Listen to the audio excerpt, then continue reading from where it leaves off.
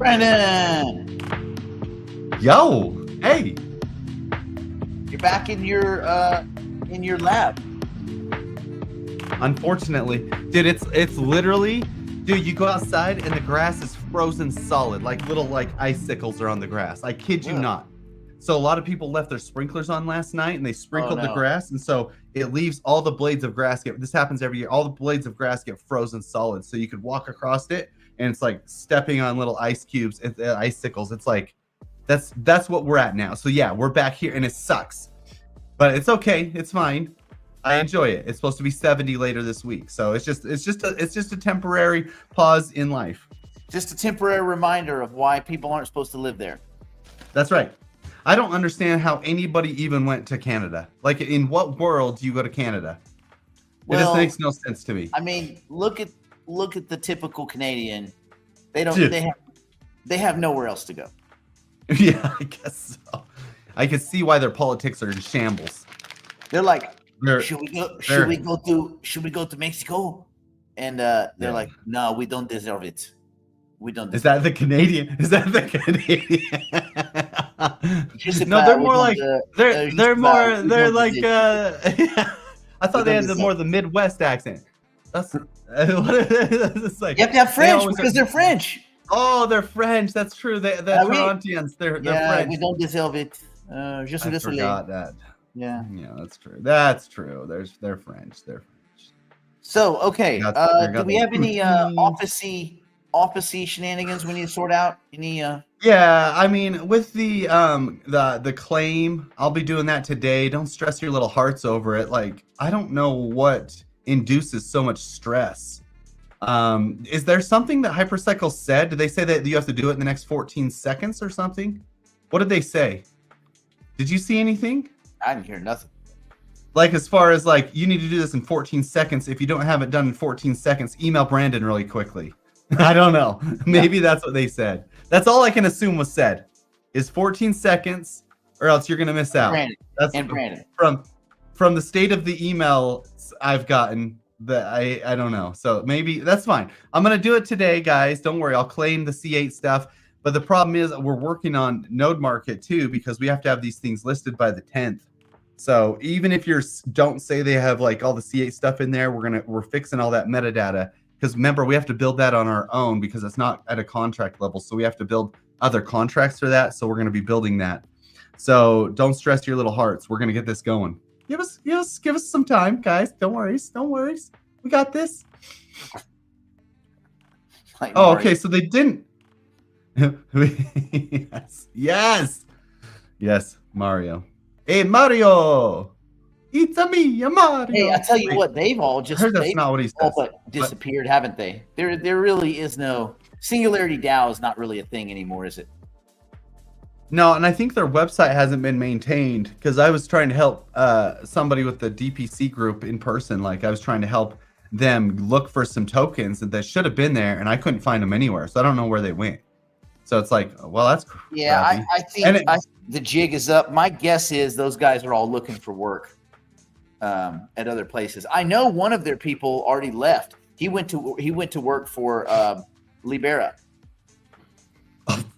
Well, that's not instilling a lot of confidence in Libera. Yeah, I mean it's still better than working at Singularity DAO. Yeah. Because what do they have? That jig is up. The launch a token every 3 weeks. Little unheard of crap tokens with terrible management teams. I think that jig is up because tokens don't launch well anymore.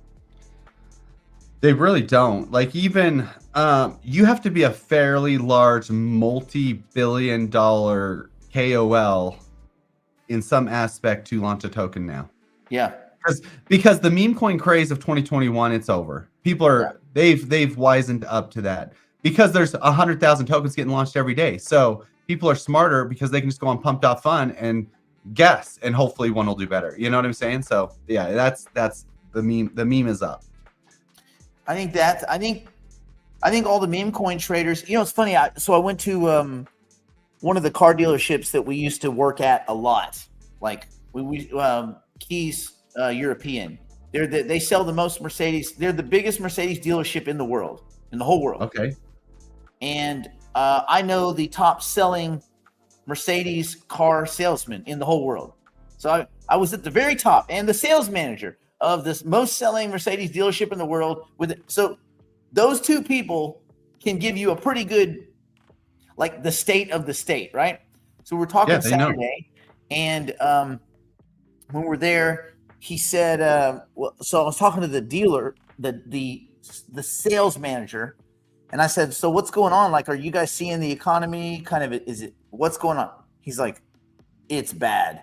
He's like, we're doing 0 down and we can't get people to buy cars like Mercedes. He goes, because the rates are so high. He goes, and it wasn't like 5 years ago. No one ever asked about the rate, but now you just put the rate, whatever lease rate, let's say you're getting, into ChatGPT, and it'll tell you what the kind of commensurate or relatively equivalent financing charge would be. People are like 14%. So the rates are really high. He's like, even qualified like tier 1 is getting, 7+%.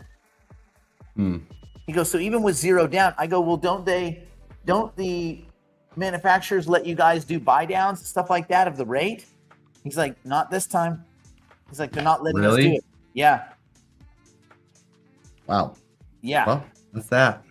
But one of the other guys that was there, this real nice guy named Boris, who years ago, like in 2017 or 2016, we had talked about Bitcoin.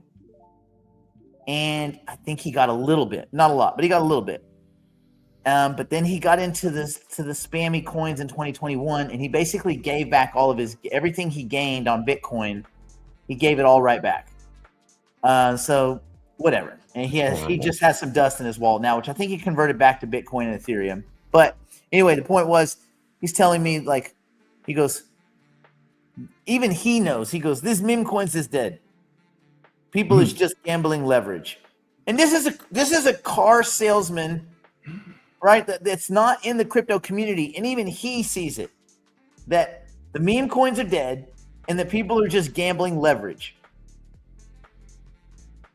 Not in the crypto space at all. And so he's seeing the same thing. So I think that's what's happening. I think all the people that were punting their Lyft and Uber paychecks into meme coins are now punting their Uber and Lyft checks into just high leverage. It's just a lottery ticket every week. Whatever. What the hell? Why not? Take 100x leverage, dude. If you hit it, you're rich. Hey, listen. You go 100x long. I'll go 100x short. Whoever wins will split it. Cool. They both lose. They both lose. It shakes them both out in like 4 seconds. Yes. They're like, wait, that wasn't supposed to mathematically happen. Yeah, I don't understand. How do we both lose? Let me show you. Yeah. And think about this. This is just kind of unrelated, tangential, but about the economy. You know what the biggest employer in 32 of the 50 states is, do you not? The government? Uber. Wait, it's not the government? No. Uber. Oh. That's crazy. So what do you think happens? What do you think happens when the Waymos get Waymo of them? Yeah. And Tesla releases their autonomous cars that you can just buy and have. They already did. That's gonna crush Waymo in like 14 seconds. But I mean, think about it. Like, yeah, I mean, it's over for Uber. Yeah. That's why the CEO dumped so much of his stock this last quarter. Like, is that not telling? I don't know what is. Like the fact that Elon bought $1 billion. Way down. That's right. Way down. Yeah. Elon bought $1 billion of Tesla last quarter, and Uber sold all his stock. What does that tell you? Like, yeah, that should be a telltale sign of, oh, shiz. Yeah. We got a crap storm coming. You know what I'm saying? Yeah. I mean, this is where we're at. So it's going to be very interesting as we transition into whatever the next 18 months looks like. It's going to be, I think, messy. I think it's fair to say it's going to be messy. So we're in the middle of a recession. The good thing is we're not in the beginning of a recession. we're in the beginning of people admitting we're in a recession. But we've been in a recession for over a year. So this is a good thing, because while everybody was glad-handing and lying to themselves and saying strong and resilient, and people that just looked at data knew this was a dumpster fire, it let people that were in the know plan around it. Like, okay, cool, you know, these things. So now that the emptiest suits on the planet, central bankers, and even, you know, CNBC anchors get it, because again, they're the last ones to get the joke. So now that they get it, you're going to start seeing the kinds of things, the kind of programs, the kind of, you know, when do we think Donald Trump's tariff stimmy check is going to come? That's I don't know. Was it? That's $2,000. $2,000 a person? Like, so I get 14,000? Well, I think so. If you have 7, if it's you and your wife, 5 kids, yeah. 5 kids. I think, I don't know what the age thing is, but you don't have any babies anyway. Right. I was just curious. I haven't looked that much into it. I've heard it's coming. So, but think about it. They might not punt that. The kids might not punt that into the market, but almost. I can assure you the kids will punt it into the market. Now, I can assure you. Let me ask the chat. We saw this during COVID. Okay, it was during COVID, and a lot of that money went into the crypto market. A lot, a ghastly amount. Do you know if you had taken your stimulus checks, which amounted to what, $3,800 total, if all of them, something like that, 3,400?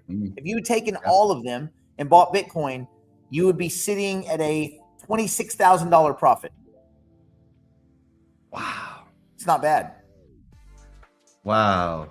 But here's the more worrying figure. If you had dumped it all into Dogecoin, you'd have 400K. But remember, COVID was the beginning of the meme coins with Doge. Remember, Doge made that run. I remember watching Doge run while I was in line to get my shot out out at a soccer field. It looked like Close Encounters of the Third Kind. People had hazmat suits on and shit. So it was pretty interesting. So with the meme coin thing probably going away, I mean, there'll be a tiny resurgence, right? Because there'll be some people that are just like, free money, meme coin.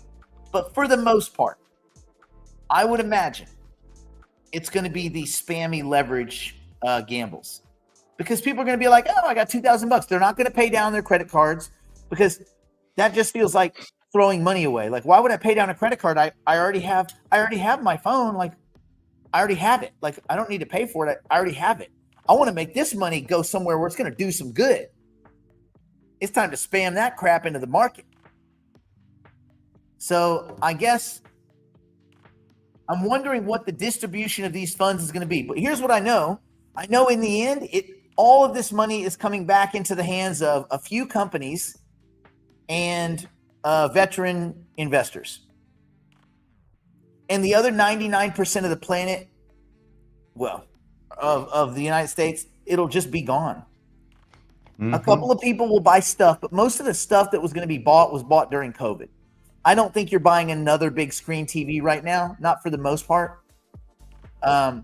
I don't think people are going to go splurge. I think people are worried about their jobs. They're worried about if they're going to get, obviated out of the workforce. If they're in tech, they might not even have a job, because one of the pick your training model that now is better at coding than you are. So yeah, if we get a 2K check, it's 4th and long. No, it should be 4th and inches. It should be 4th and inches. No, 4th and long is what he's saying, because you always punt it on 4th and long. That's what he means. So yeah, it is 4th and long. So that's 4th and long, because we're going to punt it into the market. Okay, but the other way would be if it's 4th and inches, you're definitely going for it. Same, yeah. That's a weird. It's a conundrum. Yeah, it's which one do you do? Which one do you do? Or it's like that coach that, what was it over the weekend? I don't follow too much, but they got the they won the coin toss and they did an onside. They chose to kick, and they did an onside kick as their first play. Oh, that's awesome. Yeah, what a dick move. That's awesome. Yeah, and it worked. Did it work? I don't know.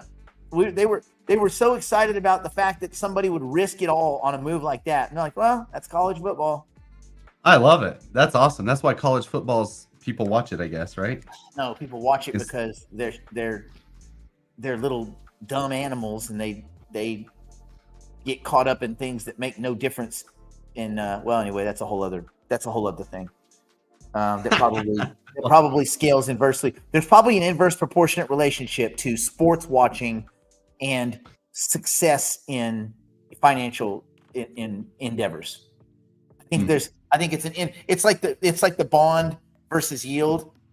That's the same thing. Like, the more games you watch, the less money you make. Huh. The less games you watch, the more money you make. Anyway, so yeah, I'm interested to see how the economy turns, both on AI to AGI, and as we're in this kind of the trough of whatever this recession looks like, and then what kind of government programs pop up, the stimmies, the QEs and the QQEs and the not QEs. I'm also interested to see what during this government shutdown. Brandon, what do you think happens? So we're getting ADP data, and it's all bad, but we're not getting BLS data. Does Jerome and the empty suits use the government shutdown to pause, saying that we don't have the data, even though they do have the data? When is he comes out again? I think next Thursday. It's the last week. It's the last week of October.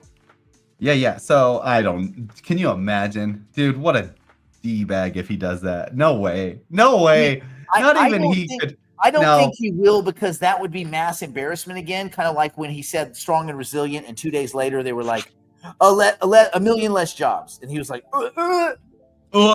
I don't think. Yeah, that poor guy. I don't think he wants another one of those. And right now it looks like those, because what it was is we had an economy where, oh God, I guess we should probably talk about First Brands and that whole you've been following that?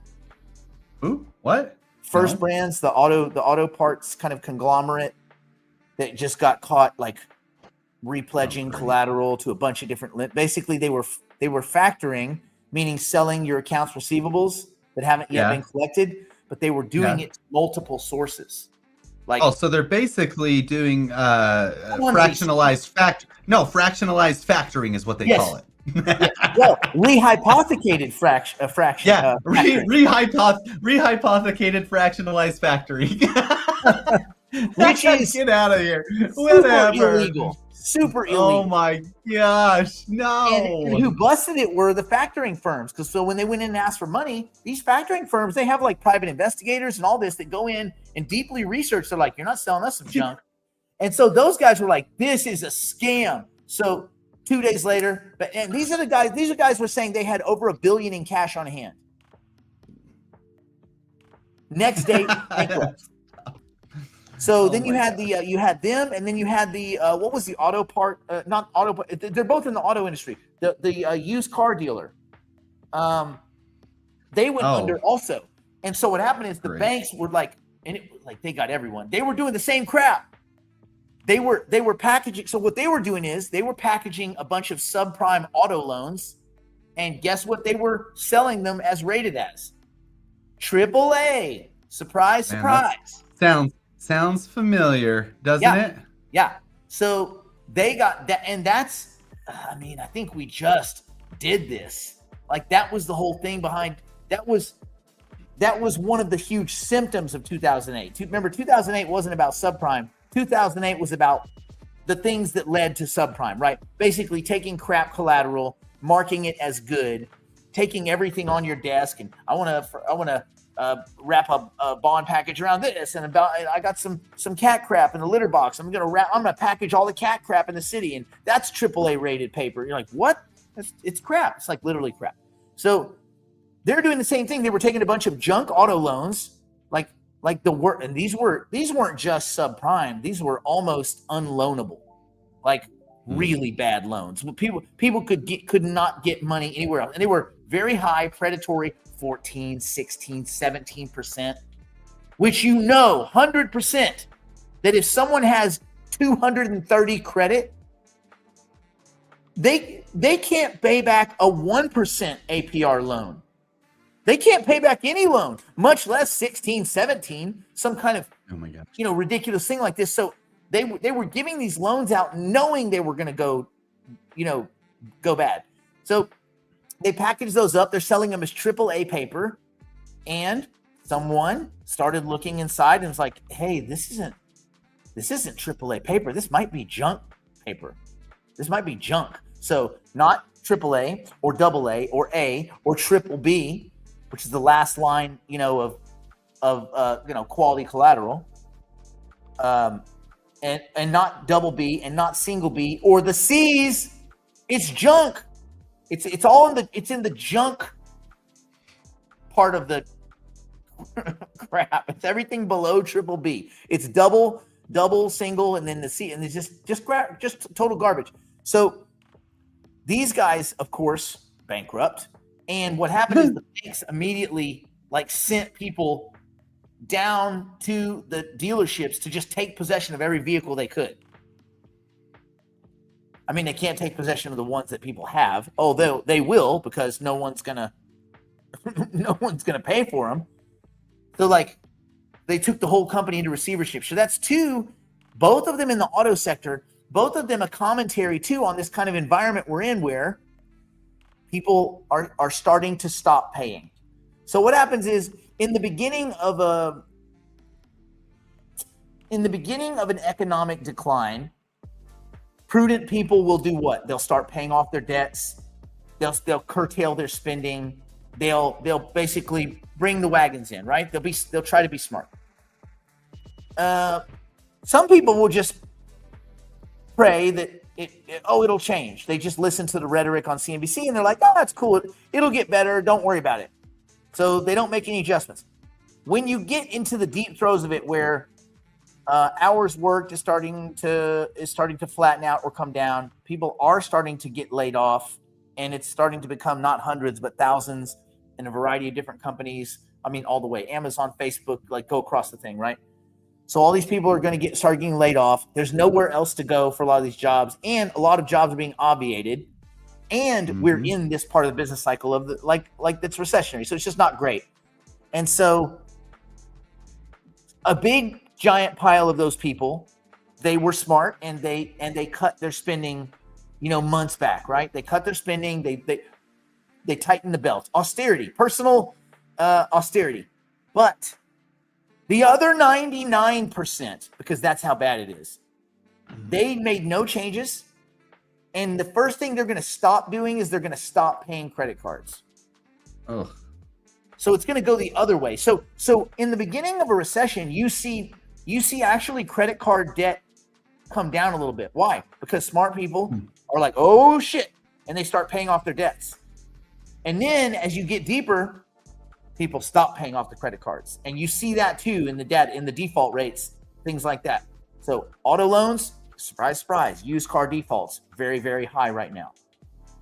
Some of the highest levels since COVID. Credit card defaults, climbing, not good. So you're starting to see these numbers come in that aren't good. And I say all this because this is the backdrop that the Federal Reserve has going into the meeting with no data, even though there is a wide skew of data, of very reliable data. It's the same data that's been reliable for the last year, even though they were saying strong and resilient. It's the same data that lets someone just with basic common sense say, I think you guys are fools. And the bond market was saying it right to their face. I mean, the bond market was just giving a big FU to central bankers, has been for 2 years straight. So, I mean, all the information they need is there. I just wonder I do wonder. I mean, if I'm Jerome Powell, I have to do another 25 basis point cut. I have to. And maybe I could get away with a pause in November, but probably not. I mean, it's on the. I think it's a 90. The street thinks there's a 90% chance. What does Polymarket say? I think it's probably 85 to 90% chance of a 25 basis point cut. I think it was a 3% chance of a 50. 50's not coming, not with no data. And then there was like a 1 to 2% chance of no cut. But it was mostly, or maybe 3% no cut. But yeah, it's if I'm 89%, 89% of 25, 8% no change is what it is on Polymarket. Yeah. I mean, I'm not saying there's a 0 chance of a no change, but that would be a kind of career suicide for for whoever's left at the Fed. Yeah. You just can't. I mean, because now every sentiment survey that's coming back, Michigan, Ohio, like every single survey that's coming back is like, I can't find a job. I got squeezed out of mine. I've just left the workforce completely. Participation rate is like garbage. Turnover, no bueno. Like JOLTS numbers, terrible. Like they do have data. I just don't think you can ignore all of that stuff. Yeah. Let's see. 2 questions. Okay. Any news on what's happening? Nope. You got to go to their chat for that. They don't even talk to us directly anymore, which is stupid because we gave them money, but they don't, because they're embarrassed. They're embarrassed because all of the things that we told them to do, they didn't do. Their token is failing. They are, as a company, failing. And of course, what do you do when you're failing and you've had people telling you for a year and a half that you're going to fail if you do the things that you're going to continue doing, and then you fail by doing the things that you're going to continue doing, having thought you were the smartest one in the room. Now you have egg all over your face. Of course, you're not going to respond to text messages or emails or Telegram chats. You just won't. You just no. Screw those guys. Right. We're the bad guys because we gave you a fucking blueprint and you couldn't follow it. Anyway, yeah. You just got to go into the GMRT chat for that, but don't respond to admins or DMs ever on Telegram, ever. And if you're not a digital private client and you think I messaged you or you think Brandon messaged you, we didn't. We did not. It's true. We didn't. I don't even return emails. I think there's like one guy I return his emails. I think his name is Steve. I return Steve's emails. If your name is not Steve, guess what? Your email, I will read it if Apple gives me a little breakdown of it on my phone while I'm doing cardio, I'll read it, but I ain't gonna respond to it. But if your name is Steve, then I'll respond to it. Because I like Steve.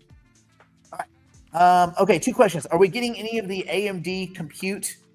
They made it final with OpenAI. Question, what do you all think? I don't know enough about the inner workings to know what I don't know any of that. Rafael, I don't know enough to answer that. I apologize. Brandon, do you have any what? AMD merging? The AI compute? I don't know. I haven't heard that either. I don't know. No, sorry. I'm sorry. I don't know. I don't know. I'm sorry. Okay. Should we go behind the wall, look at markets, and guess what? Guess what didn't happen yesterday? Oh, that guy didn't dump on our faces? We didn't get whale dicked. Yes. There was no dickening. Yeah. Yes. It's crazy. I was like, okay. In my mind, I'm like, all right, if they dick move us down to 4,300 Ethereum, I'm fine with it. I have a lot of calls sold. It would have been great. I got called out of like half of my ETH, which I wanted to do, but I was hoping over the week. You got called out? Like they early called you? They early. No. Friday. Saturday. You let it go? Yeah, because I wanted to, because I was 100% in call side. I wanted to get on put side. I should have just bought them back, but I thought, hey, you know what? I'll let it chill over the weekend. It didn't chill very well. Whatever. Oh, you didn't resell them. You didn't roll them? No, because I got assigned on Saturday. No, I wanted to get on the put side. I didn't roll them. No, but you could have rolled. You could have rolled half of them. I did. I do have half. I have half calls now. Well, then I didn't get rolled. Yeah, you did. I think you did it right. I mean, that's the tactically correct move. Yeah. Right. There So is more. There's more premium on the put side. Like Yeah, I think it's like I think I was talking to GPT a second ago. That's a lie. I was talking to GPT about 40 minutes ago, and yeah. a second ago means I'm a very bad steward.